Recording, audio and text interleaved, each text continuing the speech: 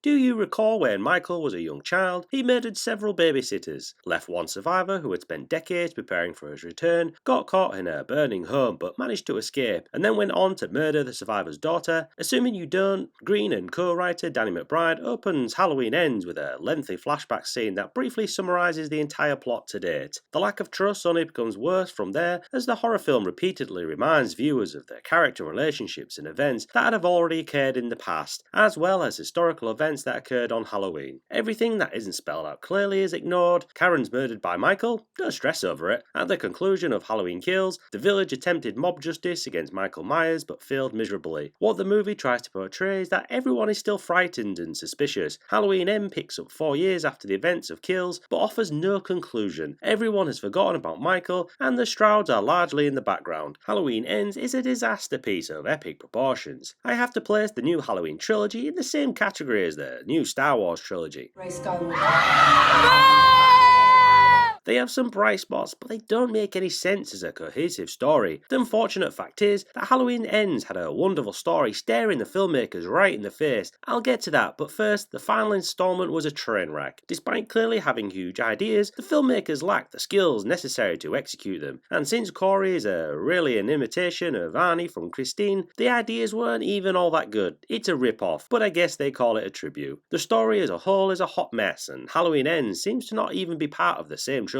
If they wanted Corey to have any personality, they would have introduced him in Halloween Kills back in 2018, but inserting this totally new character and tangent into the final installment of the saga, making Corey the protagonist, and then murdering him off before the conclusion was mind-bogglingly foolish decision. It was disrespectful for Corey to be able to handle Myers like that. It's awful when you consider how little Jamie Lee Curtis is used, and how Allison gets ruined and becomes the silliest character in Halloween history. Despite the fact that Jamie Lee Curtis wasn't in much of Halloween Kills, I'm going to start off by saying that Michael Myers was badass in that movie. This gets me to my main criticism of Halloween Ends. Much like we didn't see much of Jamie Lee Curtis in Kills, we don't see much of Michael Myers either. After barely 4 years, everyone is supposed to accept the fact that Michael recently killed roughly 12 people on his own after being ambushed. I'm not sure why they felt the need to release it 4 years later. The idea that Michael spent 4 years hidden in a sewer is absurd. I get that they were trying to achieve when they said that the entire town would be overcome with fear, and that might have been done beautifully, but it just wasn't. On the one hand, they all gripped by fear, but on the other, they are all content to celebrate Halloween, attend mass parties, and arouse a man who is thought to have committed murder. I believe it would have been more intriguing and logical if they had done the opposite, where Halloween simply ceased to exist in Haddonfield, because everyone was so horrified by what happened. However, it made no sense for Allison to be content in such a setting. Her overall character development, in my opinion, was strange. Halloween Ends never delves more deeply into the relevance of Laurie Stroud's trauma, despite the fact that this entire trilogy